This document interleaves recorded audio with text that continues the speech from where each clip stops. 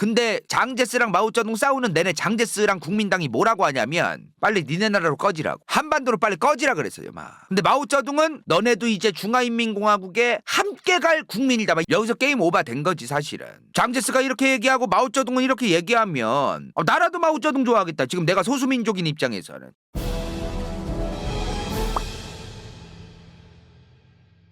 자, 저번 시간에 위구르 티베트에 대한 설명을 좀 했죠. 오늘은 이제 조선족 편입니다. 오늘 몸뚱아리가 좀 상태가 안 좋아서 잔잔하게 좀 설명하는 점 유튜브 시청자 여러분 양해 부탁드립니다. 조선족이 지금 중국에 몇 명 사는지 아세요? 중국 대륙 전체에. 중국이라는 국가 자체의 지금 조선족 전체 인구가 2020년 기준 170만 명입니다. 지금 2020년 기준 중국 전체 인구가 14억 200만 명이거든요. 2천만 명 아니에요. 14억 200인데 그럼 지금 이게 어느 정도냐면은 저 계산을 대충 해봤어. 824명 중 한 명이네요. 그죠? 이걸 퍼센트로 따지면 어느 정도가 나오냐면은 중국 전체 인구의 0.1213592%예요.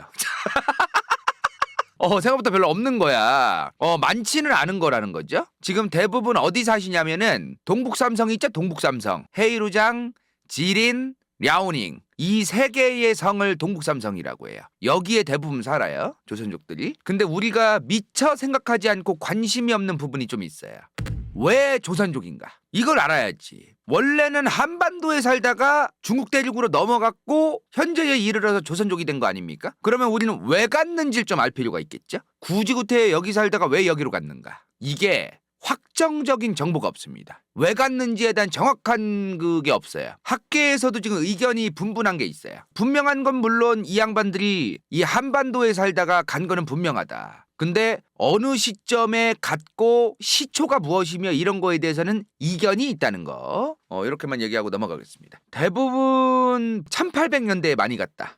이렇게 추정되고 있습니다. 1800년대에 한반도에서 무슨 일이 있었죠? 특히 북부에서 기사대흉년 그리고 경호대흉년 요때 개판이었어. 그래서 조선 사람들이 압록강 두만강변으로 모여들기 시작합니다. 아싸리 여기가 좀 낫지 않을까. 그러면서 1870년에 이때 만주 쪽으로 넘어간 조선인이 무려 7만 7천 명에 달했다. 청나라가 예전에 1700년대 1800년대 초반만 해도 조선 사람들이 만주로 넘어오는 걸 막았었어요. 못 올라오게 막고. 근데 요쯤 되면서 허용을 좀 해주는 거야. 이주를. 그러면서 대거 이렇게 넘어갔던 거죠. 저때. 연변 지역은요. 이 동북삼성 지역은 뭐가 없어요. 개터 별로 원래. 근데 여기에 정착을 해라. 조선인들이 여기 이제 쓰잘데기 없던 이 땅을 와서 니네가 개간을 하고 밭을 만들고 논을 만들어서 쓰지도 못하는 땅에서 농사를 지어라. 왜 이렇게 했을까? 청나라 말에 서태후 같은 인간들 때문에, 아편전쟁 같은 것 때문에 여러모로 청나라 재정이 개판이었다 그랬잖아요. 이민이라도 오고 이주라도 받아들여서 못 쓰는 땅에서 이 양반들이 농사 지은 다음에 세금을 더 내게 하려던 거죠. 1900년대가 아니야. 딱 1900년 딱 요때 만주 쪽에 살던 조선족이 무려 22만 명이었습니다.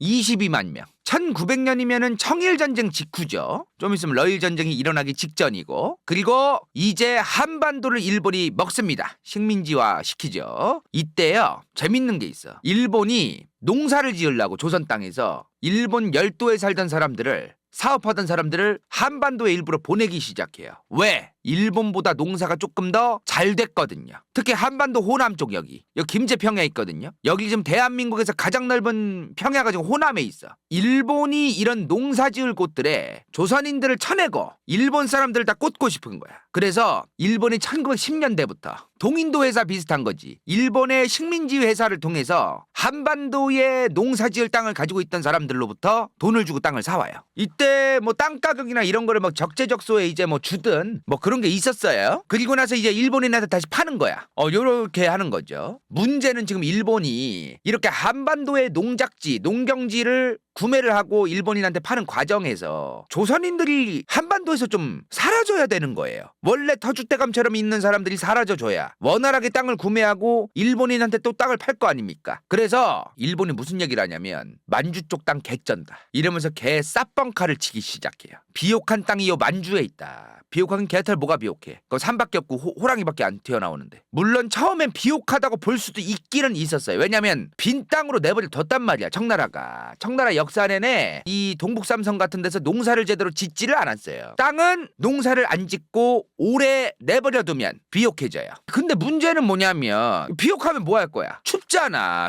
땅은 좋은데 기후라던가 이런 게 요건이 그렇게 좋은 건 또 아니다. 그런 게 있었다는 거. 물론 지금은 비옥하진 않아요. 지금은 농사를 많이 지었으니까 지금 몇 대에 걸쳐가지고. 자, 어찌되었든 한반도에 살아봤자 그리고 개털 뭐 이럴 데도 없고 많은 조선인들이 만주로 대거 넘어가기 시작합니다. 그리고 일본이 스스로 얘기해요. 조선인들한테. 청나라에 귀하해서 만주 쪽에 열심히 살으라고 가가지고 적극적으로 권합니다. 만주에 조선인들이 많이 살아야 나중 가서 개 쌉소리를 하지. 조선인들이 만주에 가야 되는 거예요. 왜? 황국 식민들이 우리 천황의 국민이 된 이 황국 식민들이 만주에도 너무나 많이 산다. 이 황국 식민들을 우리 대일본 제국이 지켜내기 위해서 만주 쪽에 군대를 파병할 수밖에 없다. 요럴 수 있는 명분이 만들어질 거 아닙니까? 그래서 일부러 보내요. 요런 게 이제 있었다. 자, 근데 일본이 미처 생각을 못한 게 있었어. 여 만주 쪽으로 간 조선인들이 독립군에도 들어갑니다. 그 뭐예요 지금? 만주 지역에 있던 조선인들 일부러 보내놨더만 독립군의 지원 세력이 되기도 하고 막 그러는 거예요. 일본 입장에서 이제 본인들의 수작질 잘 나가다가 이제 찬물을 확 끼얹은 좀 그런 상황이 있었던 거죠. 피곤해진 거지 당시에. 근데 저번 시간에 예전에 이제 장제스 얘기할 때 장제스를 납치했다는 장쇠량이 있죠. 장쇠량. 이 양반 기억나세요? 장쇠량. 이 양반이 동북삼성의 군벌이라 그랬잖아. 이 양반 아빠가 장쩌린이다. 장쇠량이의 아빠가 장쩌린이요. 동북삼성의 군벌이었다. 이 양반이랑 일본이 쇼부를 봤었어요. 장쩌린하고 일본이. 어떤 쇼부를 보냐면 요 세 가지를 쇼부를 봤었어. 장쩌린과 일본이. 대신에 이제 일본은 장쩌린한테 이제 무언가를 제공을 해줬겠죠. 만약에 동북삼성 만주 쪽에서 조선적인 무기를 소지하거나 문제를 일으키면 일본 순사에게 인도한다. 두 번째, 동북삼성 내 무장단체 아니면 특정 조선인 단체는 보이는 즉시 해산시킨다. 공개 수배령이 떨어진 조선인을 체포해서 일본 순사에게 넘긴다. 이런 걸 이제 장쩌린하고 일본이 쇼부를 봤었어요. 이때 하여튼 장쩌린이가 만주 쪽에서 조선인들 체포하고 고문하고 독립운동가 새끼 쌍놈의 새끼 이러면서 막 잡아족치고 막 난리도 아니었어. 장쩌린이가 일본한테 이제 돈 받아먹고 이제 그런 것도 잘 됐고 장쩌린 입장에서는 간다요. 중국편 보신 분들 아시겠지만 일본이 1937년 이때부터 중일전쟁이 이제 본격적으로 시작되지 않습니까? 장제스랑 일본이 오지게 싸우는데 장제스는 또 공산당 멸공해야 된다고 반공황 외치면서 이제 또 공산당하고도 싸우고. 이때 근데 일본이 이제 만주를 시작으로 이제 중국 대륙으로 쭉쭉 올라가려고 하는데 근데 일본이 식량이 부족한 거예요.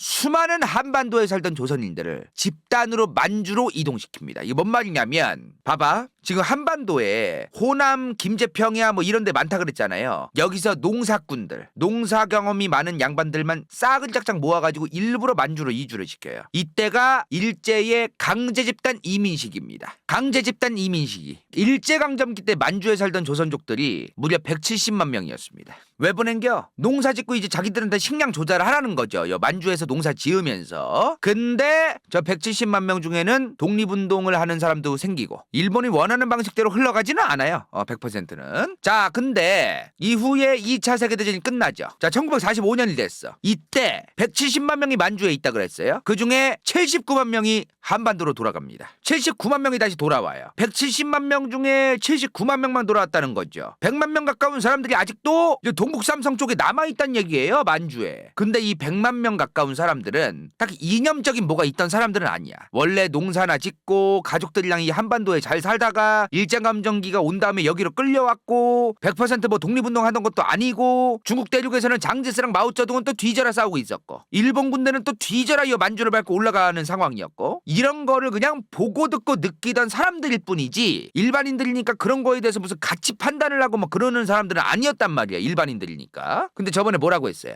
장제스의 국민당이 민심을 잃어서 수많은 사람들이 마오쩌둥 공산당의 지지를 표명하고 민심이 점점 마오쩌둥으로 기울고 있었다. 중국 공산당이 처음에 시작한 게 어디야 또 그리고 만주야 만주. 중국 공산당이 처음에 자기들의 세력을 만들고 그랬던 게 만주란 말이에요. 이미 1947년 되면 여기 만주를 다 먹어 지금 중국 공산당이. 여기서 지금 이 만주 쪽에서 만약에 저는 공산당이 싫어요 이러면 뒤져야 돼.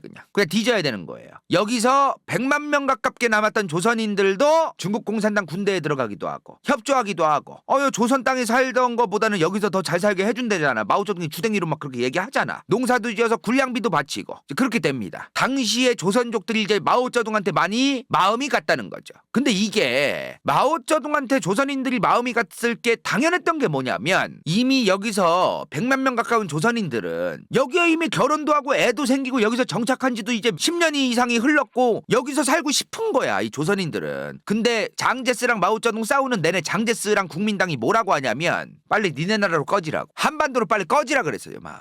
근데 마오쩌둥은 너네도 이제 중화인민공화국에 함께 갈 국민이다 막 이런 식으로 이제 좀 리더십을 발휘했던 거죠. 여기서 게임 오버 된 거지 사실은. 장제스가 이렇게 얘기하고 마오쩌둥은 이렇게 얘기하면 나라도 마오쩌둥 좋아하겠다. 지금 내가 소수민족인 입장에서는 이런 게 또 있었다는 거야. 그리고 여기서 정치깡패 같은 게 있었어. 장제스의 정치깡패. 그 도적대들 있잖아요. 좀 뭐 사람들 약탈하고 후려치고 막 이런 애들을 장제스가 돈 주고 사와서 만주 쪽이나 이런 데서 조선족 공산당 애들 다 잡아족쳐라 그냥. 이렇게 된 거야. 이렇게. 그러니까 멸공 반공을 위해서 공산당만 골라서 잡아족치라고 해야 되는데 솔직히 이 정치깡패 도적대들이 뭐 알아? 그냥 특정 지역 조지라고 하면 다 조지는 거야. 얘네는 이미 장제스랑 마오쩌둥이 싸울 때 장제스가 시킨 그 깡패들이 뭐 조선족이고 뭐고 그 공산당이고 뭐고 섞어가지고 다 조지고 있었어요. 걔네들이. 이때 타겟이 뭐야 그러면? 장제스의 정치깡패의 타겟. 이 정치깡패들은 그냥 그 지역에 그냥 보이면 다 조지는 거야. 다 보이면은. 이때 공산당원들이랑 소수민족들이 같이 서로 도우면서 저 정치깡패들에 맞서 싸우고 죽기 싫으니까 요런 일도 있었어요. 그래서 조선족들이 좀 더 이 공산당원들에게 민심이 더 마음이 가고 그런 상황도 있었다는 거. 장제스는 민심을 그냥 개박살을 냈습니다. 셀프로. 나중에 1949년 되면 이렇게 됐죠. 중국 대륙의 중화인민공화국도 들어섭니다. 이때 중국 공산당이 조선족들에게 민족 자치기관을 건립해주겠다고 얘기합니다.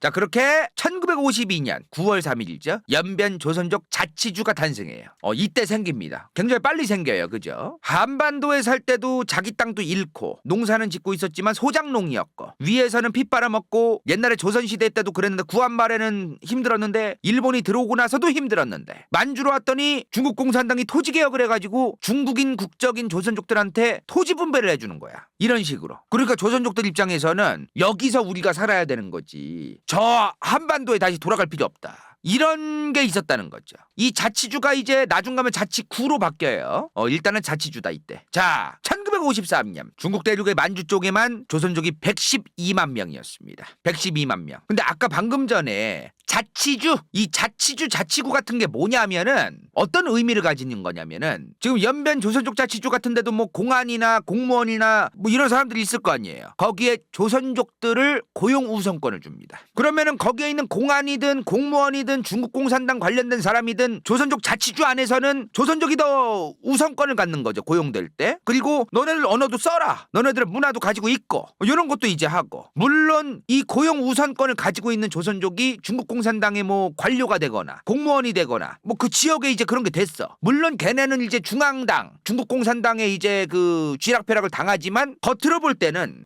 뭐 공안도 다 조선족이고 다 우리 민족이고 여기는 대부분 우리 민족들의 땅인 느낌이 들고 이렇게 되는 거예요. 반발심이 덜해지는 거지. 그런 게 있는 거죠. 여기서부터 이제 우리가 알아야 될 건 뭐냐면 조선족들이 지금 도대체 무슨 생각을 가지고 있었을까? 저 당시에 요게 중요한 게 같은 민족은 무슨 같은 민족이냐, 쟤네들 중국 사람이다, 스스로 중국인이라고 생각한다 그러면서 막 손가락질 하잖아. 민족 반역자라면서 막 얘기하는 양반들도 있더라고. 가끔 보면 이 양반들이 왜 무슨 과정을 거쳐서 지금의 생각을 하게 됐는지를 우리는 알아볼 필요가 있어요. 첫 번째, 스스로 조선족이라고 생각을 해요. 스스로 한반도 사람들이었고 자기들의 조상이 인식을 하고 있어. 근데 국적은 중국이야 이제. 자, 요 상황에 이제 딱 놓여진 겁니다. 이 양반들이. 근데 여기서 하나만 말씀드릴게요. 조선족들이 중국 공산당에게 엄청난 대우를 받았다 이런 말 하시는 분들 많은데 잘못 알려진 개소리입니다.